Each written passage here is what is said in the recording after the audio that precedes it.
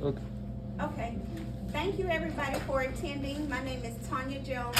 I am an online RN to BSN student at the Mississippi University for Women in Columbus, Mississippi.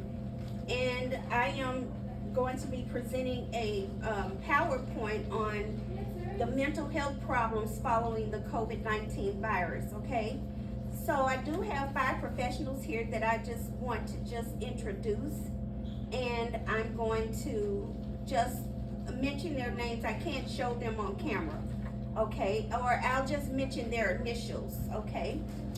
So starting with Mr. JP, he is my case manager. He is a licensed social worker, and with the medical assistant, R. She's attending, and then with PW, Ms. This is my peer counselor, and then with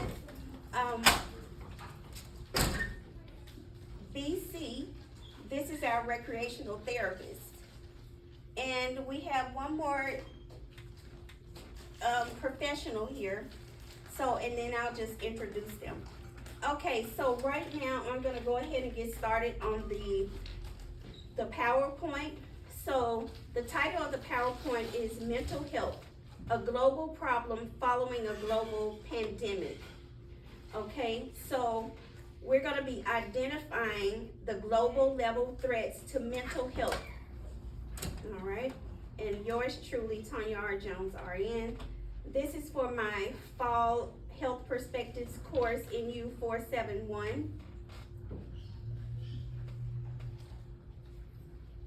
Okay, so the objectives are, by the end of this presentation, the learner will be able to describe the mental health crisis, explain the impact of the mental health crisis on people of all ages, recognize signs of someone having a mental health crisis and needing to seek help.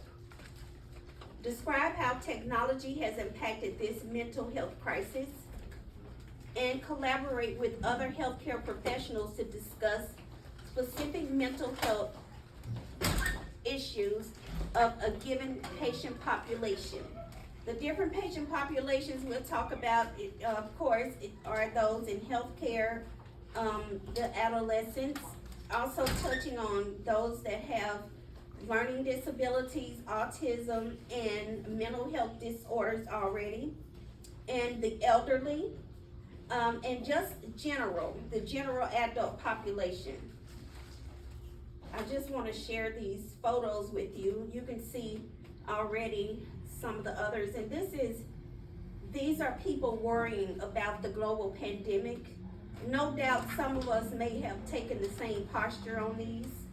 Okay, and this here is, you know, it's a sorrowful sight to see that someone has to basically stand afar to attend their loved one's funeral. And the same here, because COVID-19 had put restrictions on how the funeral home would handle the bodies of the deceased. People were leaning more toward using the urn, to be cremated, thank you. So you see the urn there, and then this is a gentleman that he just looks like all he wants to do is just cuddle with his cat. Does anybody want to take a guess at what he might be thinking?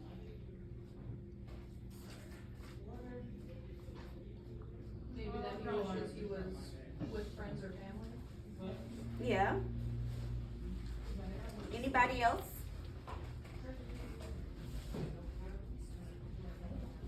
Okay, and then I see our 5th professional, Mr. K. He is our transportation professional. Okay, so I'm gonna move on to the next one, okay? So I'm gonna talk about the adolescent mental health alterations during the COVID-19 pandemic. Okay, and these are depictions of teenagers adolescents. Social distancing, stay-at-home orders, and mask mandates have caused social isolation and impacted the mental health and well-being of people worldwide due to the COVID-19 virus. Restrictions put in place to contain the virus by the government. COVID-19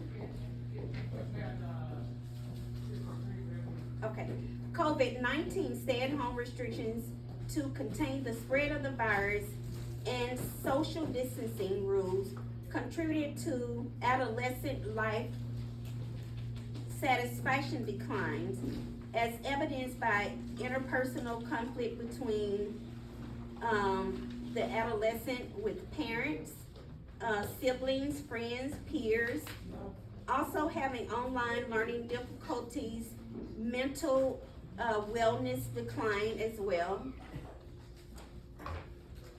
For adolescents,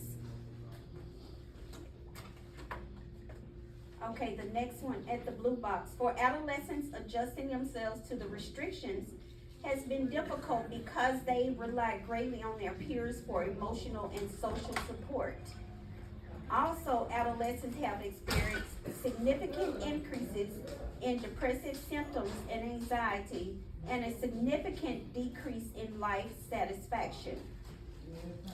And nonetheless, the psychological impact of the COVID-19 pandemic on adolescents was addressed in a study by investigating their mental health, the moderators of change, and factors or perceived threats. These were all assessed as the cause to the most distress fumbling on my words, okay. And factors or perceived threats, as assessed as these are the ones that were causing the most distress, causing or leading the adolescents to be more concerned about the restrictions to contain the virus versus the virus itself. So I think most of us can agree, even in healthcare, that there was such a great concern for us to make sure we were following the social distancing, wearing the mask, covering our cough, just different things. And so this is one of the main things that we want to focus on, is the next time, if there is a pandemic again, and there probably will be, we want to just make sure to put to use what we've learned, okay? All right.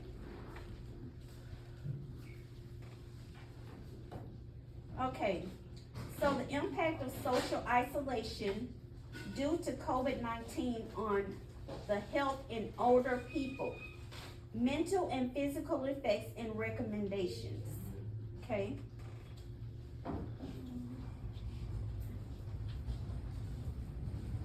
Okay, I see I made a mistake, but nevertheless, older people risk suffering negative outcomes at a higher rate that can lead to increased mortality rates.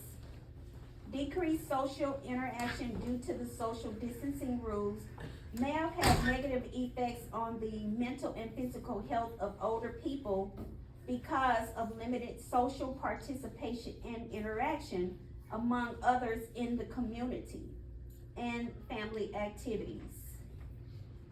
Okay, so I'm sorry, I don't know what happened here.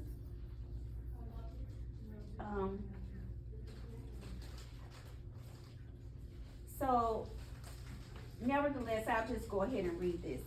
It says, social participation has been defined as active participation in a religious, sports, cultural, recreational, political, and volunteer community organizations. And last but not least, several mental health consequences in the elderly population of quarantining are at higher risk for depression, emotional disturbances, stress, low mood, irritability, insomnia, and also associated with